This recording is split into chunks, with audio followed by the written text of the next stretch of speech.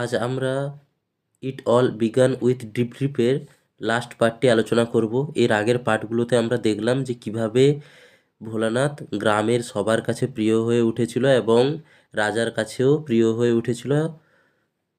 শেষ পর্যন্ত রাজা তাকে তার সেনা দলের প্রধান হিসাবে নিযুক্ত করেছিল।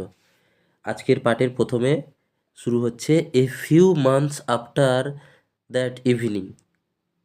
কিছু মাস পরের এক সন্ধ্যার সময় নিউজ কেম দ্যাট, খবর এলো কি, a neighbouring king has declared war.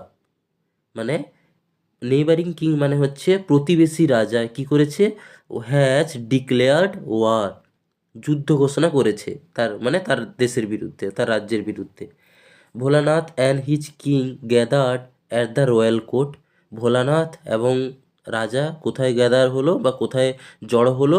তাদের রয়্যাল কোর্ট মানে রাজসভাতে। দ্য কিং টোল্ড ভোলানাথ, রাজা ভোলানাথকে বলল, you are the commander in chief of my army. তুমি হলে আমার সেনাদলের সেনাপ্রধান বা সেনাপতি। I entrust you with the duty of protecting my state. I entrust you with the duty এর মানে হচ্ছে আমি তোমাকে দায়িত্ব দিচ্ছি, টু প্রোটেক্টিং মানে রক্ষা করো, মাই স্টেট আমার রাজ্যকে। তারপরে কি বলছে, Bholanath came back home in utter despair. Bholanath came back home, Bholanath বাড়ি ফিরে এলো কিসে? ইন আটার ডেসপেয়ার, চরম হতাশা নিয়ে। কারণ সে তো সত্যি যুদ্ধ করতেই জানে না, তাই জন্য সে চরম হতাশা নিয়ে বাড়ি ফিরে এলো। ফিরে এসে কি বলছে, I don't even know how to ride a horse. আমি এটাও জানি না কিভাবে ঘোড়াতে চড়তে হয়। He told his wife helplessly. সে তার স্ত্রীকে বলল কিভাবে? হেল্পলেসলি মানে অসহায়ভাবে।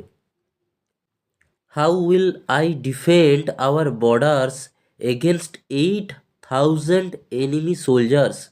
কিভাবে আমি রক্ষা করব আমার সীমাকে? হাউ উইল আই ডিফেন্ড মানে কিভাবে আমি রক্ষা করব আওয়ার বর্ডার্স মানে আমাদের সীমাকে, এগেনস্ট 8,000 এনিমি সোলজার্স কাদের বিরুদ্ধে? 8,000 সৈন্য দলের বিরুদ্ধে। Don't worry his wife said, চিন্তা করো না, তার স্ত্রী বলল। I will tie you to the horse, আমি কি করব? তোমাকে ওই ঘোড়ার সঙ্গে বেঁধে দেব। ইন দ্য মর্নিং, সকালবেলায়, the king sent Bholanath a magnificent salon.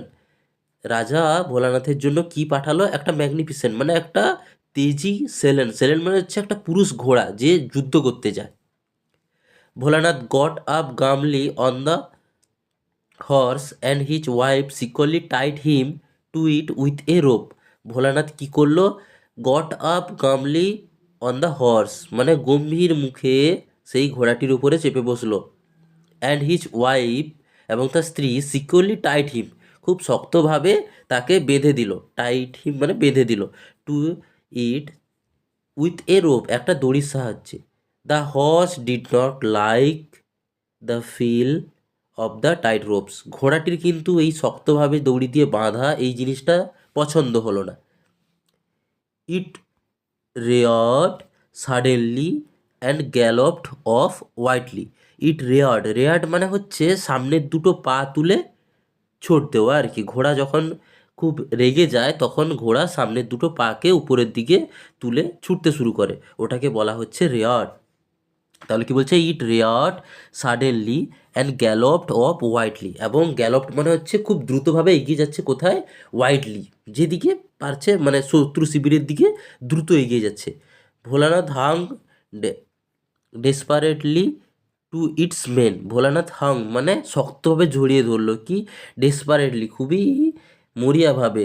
Two its mane, its mane মানে হচ্ছে ঘোড়ার যে পিঠের কেশর, ওইটাকে। ছবিতে যেমন দেখা যাচ্ছে যে ঘোড়া তার কেশরের দিকে, ওই যে ঘোড়ার পিঠে যে কেশর আছে, ভোলানাথ ওই কেশরটাকে খুব শক্তভাবে জড়িয়ে ধরলো। রিয়েলাইজিং দ্যাট, বুঝতে পেরে এটা, the horse was headed straight for the enemy camp. ঘোড়ার মুখটা কিন্তু আছে কোথায়? শত্রু শিবিরের দিকে, মানে ঘোড়াটি শত্রু শিবিরের দিকেই ছুটে যাচ্ছে। Bholanath shouted in fear, Bholanath ভয়ে চিৎকার করতে শুরু করলো। The horse could not be stopped, ঘোড়াটা কিন্তু তাও থামার নাম নিল না বা থামলো না। Bholanath noticed a large tree with its branches hanging over the road.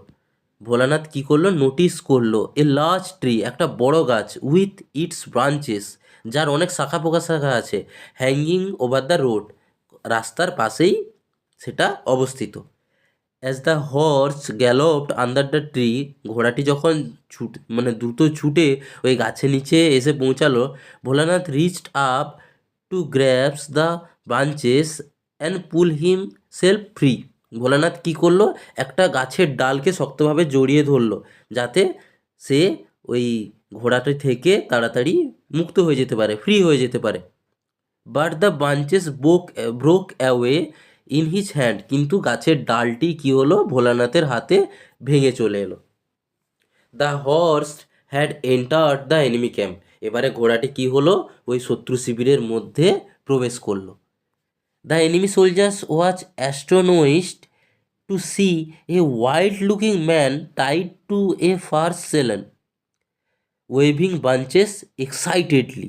The enemy soldiers were, শত্রুপক্ষের যে সেনারা তারা দেখলো, অ্যাস্ট্রোনয়েসড টু সি অবাক হলো বা আশ্চর্য হলো, স্তম্ভিত হয়ে গেল আর কি।